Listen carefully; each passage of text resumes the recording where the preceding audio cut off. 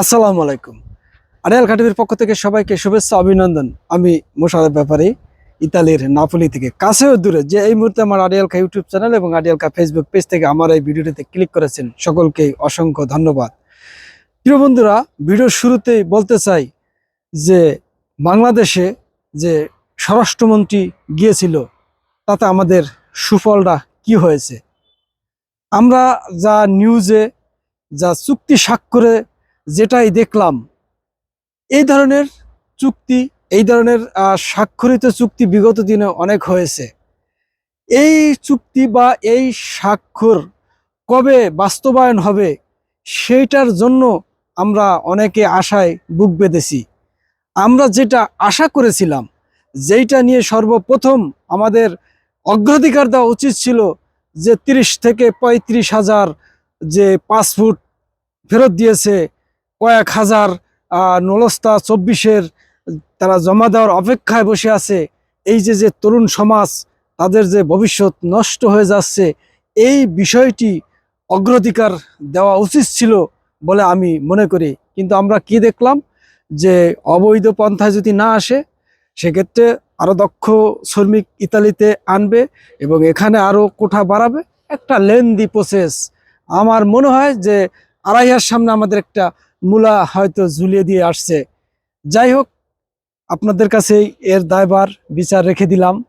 আর আরেকটি বিষয়ে কথা বলবো, যে এখনো অনেকেই আমার কমেন্টস করেন যে ভাই আমি এখনো রিসিভতা পাইনি।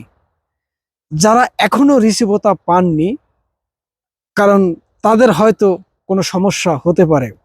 আমার ব্যক্তিগত পক্ষ থেকে আপনাদের সাজেশন, আপনি যার মাধ্যমে জমা করেছেন তার সাথে কথা বলে আপনার যে মালিক, তাকে দিয়ে আপনার যে স্পিড আইডিতে ভালো করে চেক করান যে আপনার ফাইল অরিজিনালি সেন্ড হয়েছে কিনা। যদি সেন্ড হয়ে থাকে তাহলে আপনার রিসিভতে আসার কথা জেনুইনভাবে।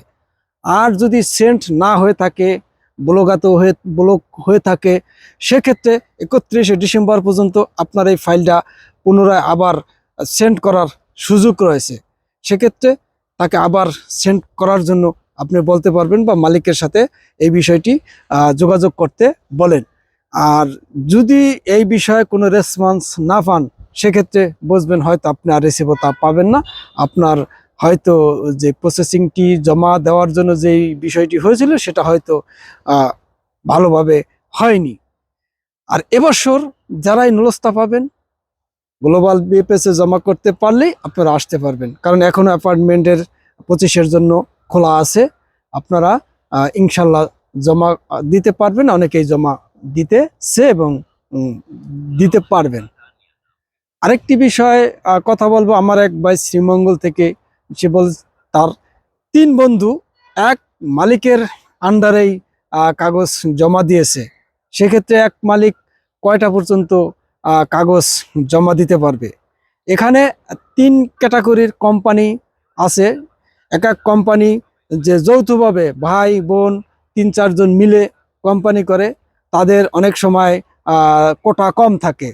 তাদের শ্রমিকের এই যেই চাহিদা সেটা কম থাকে। গ্রুপ অফ কোম্পানি আছে, বড় কোম্পানি, তাদের একে 20 থেকে 25 জনও তারা কোম্পানিতে লোক দরকার হয়। এমনও কোম্পানি আছে 50 জন 60 জন লোকও তাদের কাজ করে। সেটা তাদের রেদিত্ব এবং তাদের সব কিছুর উপরে নির্ভর করে। হয়তো যেই ভাই কমেন্টস করছে বা আমাকে জানিয়েছে, সে হয়তো বোঝার ভুল করছে কিনা জানি না, যে একই স্পিডে কি 3টা জমা করেছে না এক কোম্পানিতে 3টা জমা দিয়েছে, সেই বিষয়টি অবশ্য ক্লিয়ার করে আমাকে বলেনি। যদি কোনো মালিক তার একটা স্পিড আইডিতে 3 জনের বেশি জমা করতে পারবে না, কারণ 3-এর অধিক করতে হলে তাকে অবশ্যই একটি কাপ অফিসে যে কোনো উকিলের স্পিড আইডিতে বা তার নিকটস্থ কোনো আত্মীয় স্বজনের স্পিড আইডি দিয়ে এই সেন্ড করতে হবে। অর্থাৎ তার এই কস্টিংটা বেশি পড়ে যাবে এবং সেন্ডই হবে না।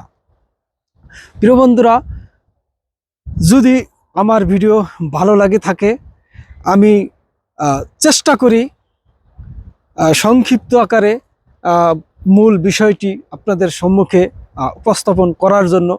জানি না কতটুকু ফুটিয়ে তুলতে পারি, হয়তো অনেকেই বিভিন্নভাবে কমেন্টস করেন, তাতে আমি বিন্দু পরিমাণ কষ্ট নেই না। কারণ আপনি ভালো হোক মন্দ হোক কমেন্টস করার জন্য আমি সবসময় আপনাদের বলে থাকি যে আমারটা ভালো হলেও কমেন্টস করবেন, খারাপ হলেও আপনারা কমেন্টস করবেন, তাতে আমি কোনো প্রকার বিচলিত না। আপনারাই আমার সামনের দিকে এগিয়ে যাওয়ার চাবিকাঠি। তাই আজকের মতো এই ছোট্ট ভিডিও থেকে এখান থেকে বিদায় নিছি। আসসালামু আলাইকুম।